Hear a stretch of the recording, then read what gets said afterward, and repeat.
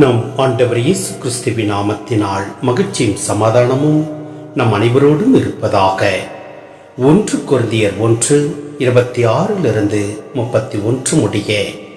எனவே சகோதர சகோதரிகளே, நீங்கள் அழைக்கப்பட்ட நிலையை எண்ணி பாருங்கள். மனித கணிப்பின்படி உங்களுள் ஞானிகள் எத்தனை பேர், வலியோர் எத்தனை பேர், உயர் குடிமக்கள் எத்தனை பேர். ஆனால் கடவுள் ஞானிகளை வெட்கப்படுத்த மடமை என உலகம் கருதுபவற்றை தேர்ந்து கொண்டார்.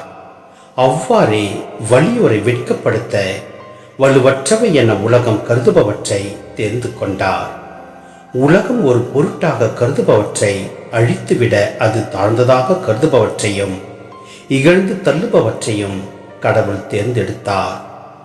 எவரும் கடவுள் முன் பெருமை பாராட்டாதபடி அவர் இப்படி செய்தார். அவரால் தான் நீங்கள் கிறிஸ்துவுடன் இணைக்கப்பட்டிருக்கிறீர்கள். கிறிஸ்துவே கடவுளிடமிருந்து நமக்கு வரும் ஞானம். அவரே நம்மை ஏற்புடையவராக்கி தூயவராக்கி மீட்கின்றார்.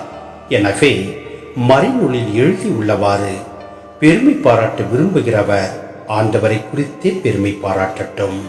சிந்தனை: மெசியாவின் நாட்களில் கடவுள் திரும்பவும் பழைய ஏற்பாட்டு காலத்தைப் போல வல்லமையுடன் தங்கள் வரலாற்றில் செயல்படுவார் என யூதர்கள் எண்ணினர். கிரேக்கர்கள் படிப்பறிவில் சிறந்தவர்கள்.